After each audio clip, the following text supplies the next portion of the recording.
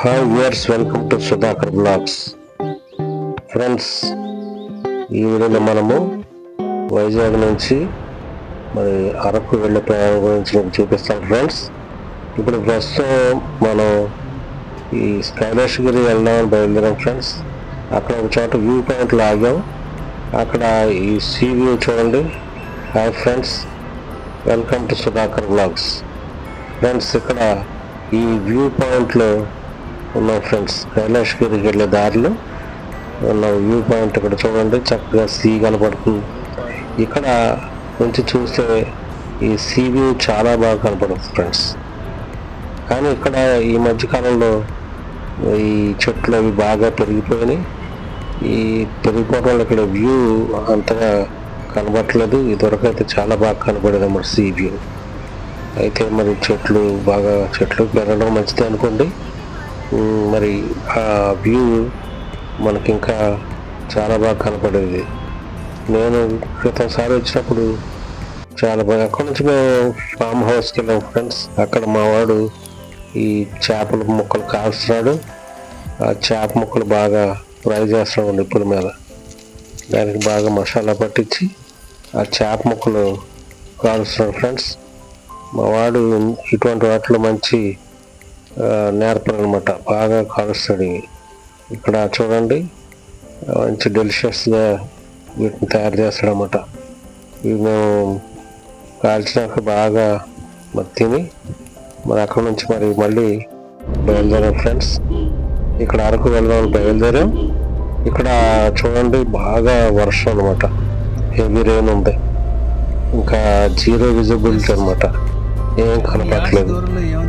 ముందు వచ్చే వాహనాలు సరిగ్గా అసలు కనిపించట్లేదు అనమాట. ఈ అరకు వెళ్ళే దారి మీకు తెలుసు, ఇది చాలా మరి అన్ని కర్వ్సే. ఇక్కడ హెయిర్ బెండ్ పిన్లు అని రాసి ఉంటుంది అనమాట. ఈ అరకు వెళ్ళే దారి మా వాడికి బాగా కొట్టింది అనమాట. అందుకని వాడు కారు బాగా డ్రైవ్ చేస్తాడు. ఎందుకంటే మా వాడు 15 రోజులకోసారి అరకు వెళ్తూనే ఉంటాడు వైజాగ్ నుంచి. అందుకని ఈ దారి బాగా సుపరిచితం వాడికి. అంచేత వాడు కారు నడపడంలో కానీ బండి నడపడంలో కానీ బాగా నేర్పరి.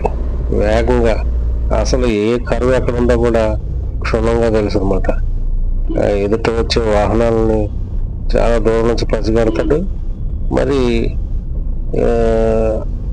చక్కగా డ్రైవ్ చేస్తాడు అనమాట.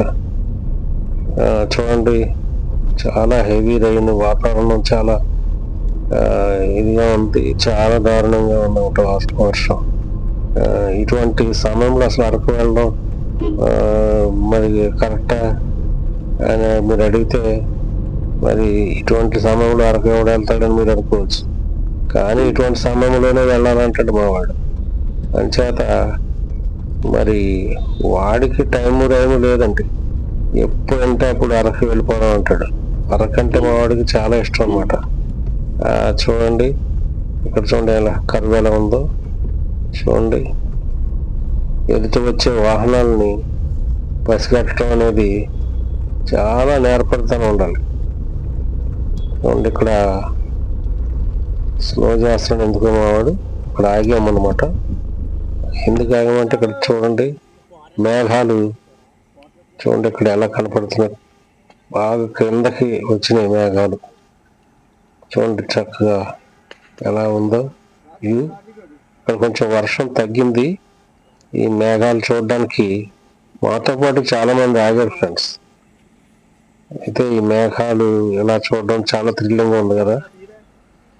చాలా బాగుంది. ఇక్కడ వర్షం కూడా తగ్గింది. ఈ మేఘాలను చూడడానికి కాసేపు ఆగాము. ఈ దృశ్యాలు, ఈ సుందర దృశ్యాలను మరి వీడియోలో చిత్రీకరించడానికి మేము ఇక్కడ కారు దిగి మరి ఈ మేఘాలను చిత్రీకరించిన తర్వాత మళ్ళీ ప్రయాణం సాగిస్తున్నాం. ఫ్రెండ్స్, మళ్ళీ చూడండి, మళ్ళీ ఇక్కడ కరువు వచ్చింది. ఈ మలుపులు సర్వసాధారణం ఇక్కడ అరకు వెళ్ళే దారిలో. మరి ఆ వైజాగ్ అరక్కి 100 కిలోమీటర్లు ఫ్రెండ్స్. ఈ 100 కిలోమీటర్లు కూడా ఇలాగే ఉంటుంది దారి. ఎస్కోట, అనంతగిరి, ఇంకా చాలా ఊర్లు ఉన్నాయి ఫ్రెండ్స్. మద్దుగూడ, కాశీపట్నం, చాలా కొంచెం చిన్న ఊర్లు ఉన్నాయి. ఈ వర్షంలో ఆ ఊర్లో ఏం కనిపించవు ఫ్రెండ్స్. అవన్నీ చిన్న చిన్న ఊర్లు అనమాట. అయితే అరకు వెళ్తున్నాం కాబట్టి ఇక్కడ మళ్ళీ వర్షం ఎక్కువ ఊపందుకుంది ఫ్రెండ్స్. మళ్ళీ వర్షం ఎక్కువ ఊపందుకుంది, అట్టంగా కురుస్తుంది వర్షం. చూడండి ఫ్రెండ్స్, ఇదంతా డౌన్ లా ఉంది.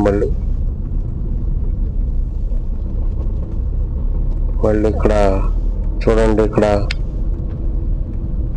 వర్షం బాగా దట్టంగా ఉంది ఫ్రెండ్స్. అయితే వచ్చే వాహనాలు కూడా సరిగ్గా కనపట్లేదు. చూడండి, ఇక్కడ చూడండి ఫ్రెండ్స్, ఇక్కడ ఏదో కారు యాక్సిడెంట్ అయింది.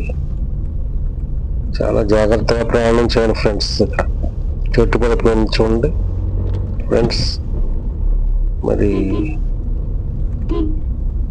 ఇలాంటి దృశ్యాలకు సర్వసాధారణం. చాలా చాకచక్యంగా వాహనాలను నడిపేవాడైతేనే ఈ దారిలో ఘాట్ రోడ్లు నడపగలం అనమాట. ఈ ఘాట్ రోడ్లు ప్రయాణించడం చాలా థ్రిల్లింగ్గా ఉంటుంది అనమాట. ఇక్కడ చూడండి, వర్షం కొంచెం వెలిసింది. కొంచెం వర్షం కురిసి రోడ్ల మీద నీరు నిలిచాయనమాట. ఇక్కడ చూడండి, కొండలవి, వర్షం బాగా వెలిసింది ఇక్కడ ఫ్రెండ్స్. ఇక్కడ చూడండి ఫ్రెండ్స్, మళ్ళీ ఇలా ప్రయాణించుకుంటూ వెళ్ళినప్పుడు మనకి చాలా థ్రిల్లింగ్గా ఉంటుంది. వాతావరణం చాలా కూల్గా ఉందన్నమాట.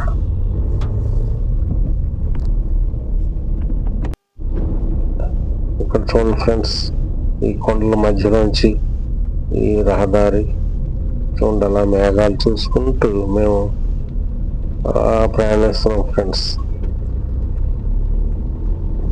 అసలు మా వాడిని, మా సోల్ని నన్ను చిన్నప్పుడు ఏమనేవారంటే, మా అక్క వాళ్ళు నన్ను బిల్లారంగా అని పిలిచేవారు అన్నమాట.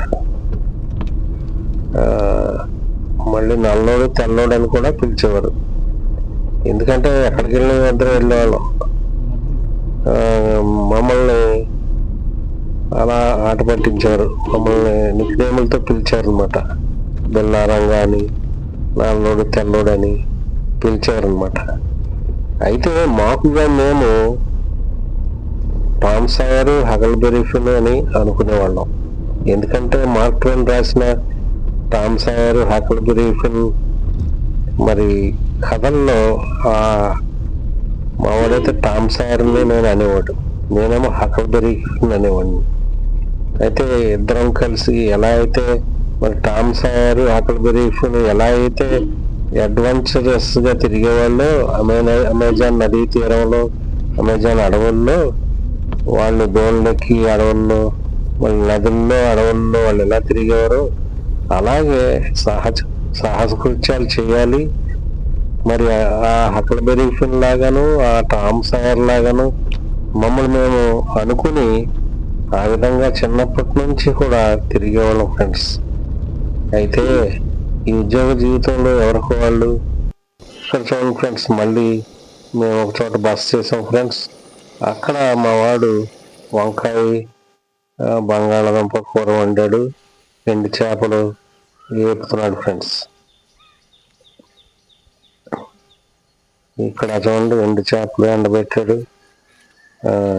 ఇదే మా వాడి ఫామ్ హౌస్ అనమాట. ఇక్కడ చూడండి, వంకాయ బంగాళాదుంప కూర వండాడు, మళ్ళీ ఉప్పు చేపలు వేపుతున్నాడు అన్నమాట. ఈ ఉప్పు చేపలు, ఆ కూర అది కలిపి ఇప్పుడు భోజనం చేసి మళ్ళీ బయలుదేరుతాం. Thank you friends, thank you for watching this video.